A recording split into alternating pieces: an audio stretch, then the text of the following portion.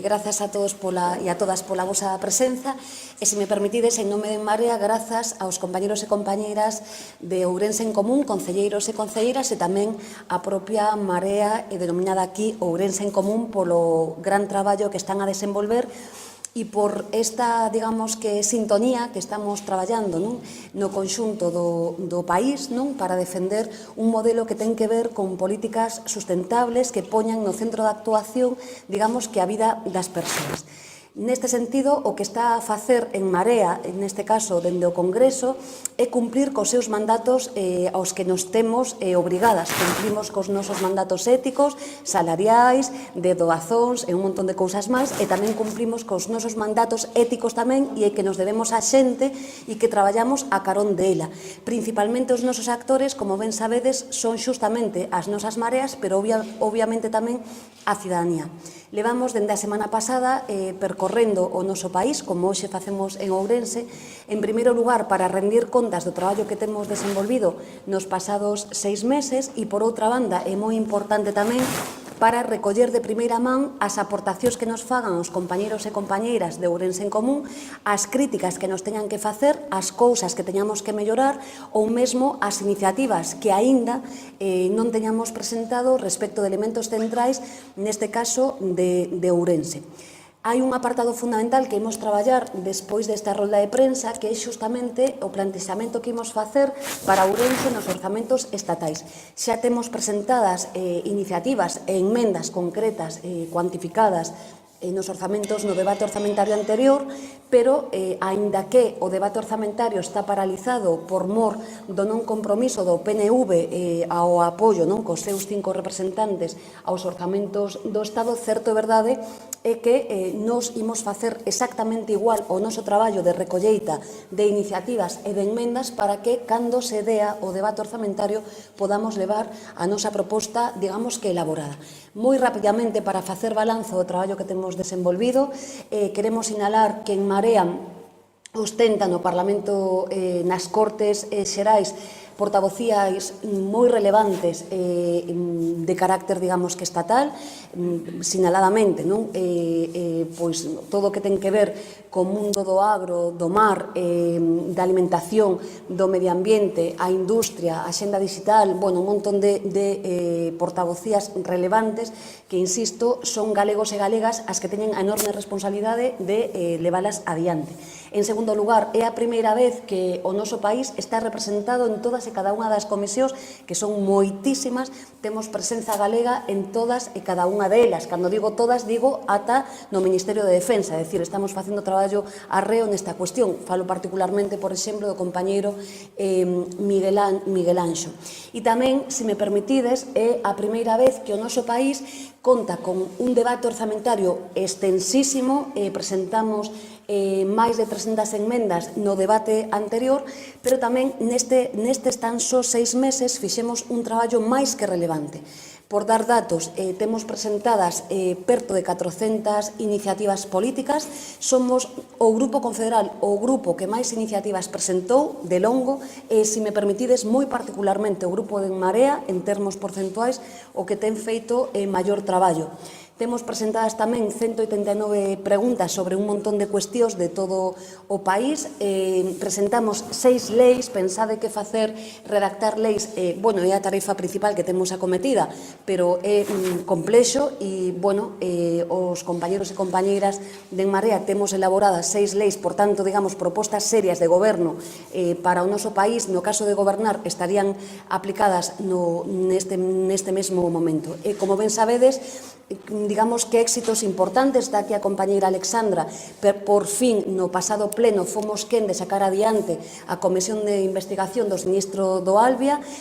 despois dun longo e teimudo traballo por parte de En Marea, e conseguimos tamén pola presión cidadá que o PSDG-PSOE mudase a posición e, obviamente, agora vai sair adiante este traballo. E tamén a compañeira Ángela Rodríguez, que aínda que non está, é a ponente, foi a ponente da subcomisión de violencia do Pacto do Estado e foi unha galega a que desenvolveu estes traballos. Tamén o compañeiro Tone Maiseu, Tone, que leva a responsabilidade na Comisión de Investigación da presunta financiación irregular do Partido Popular, na que Galicia ten, como ben sabedes, unha cuantía relevante, e eu mesma que son a ponente na propia Comisión de Investigación da quebra das caixas galegas. Por tanto, queríamos expor este traballo que estamos a desenvolver e agora debémonos aos traballos que nos requiran os compañeros e compañeiras de Ourense en Común, sin darvos antes as grazas e, por suposto, a eles e a elas polo traballo que están desenvolvendo. Moi ben, eu, nada, moi brevemente, en primeiro lugar, obviamente, agradecer e en nome de Ourense en Común o feito de que as compañeiras no Congreso achéguense hasta Ourense para,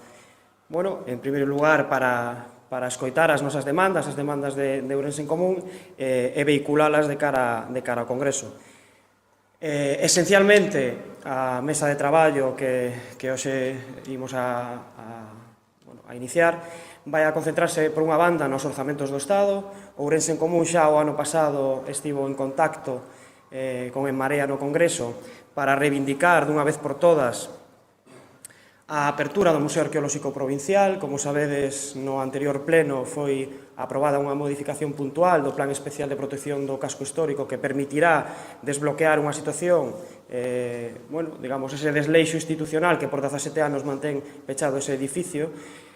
Agora, digamos que todo o traballo que o Concello tiña que ter feito está avanzado e agora queda todo na man do Ministerio para cometer esas obras. Por iso é moi importante que as compañeiras no Congreso podan presentar iniciativas para que os orzamentos do Estado recollan esa demanda. Por outra banda, para Ourense en Común tamén é fundamental a actuación en materia de integración de alta velocidade no noso Concello. Cando o ministro referíase a que a variante exterior supuña simplemente un aforro de 5 minutos para chegar a Madrid, deixaba as claras que en realidade non lle importaba o impacto que esta infraestructura vai a ter no noso Concello. Para Ourense en Común, o impacto desta infraestructura supón, sempre o dixemos, suturar unha ferida,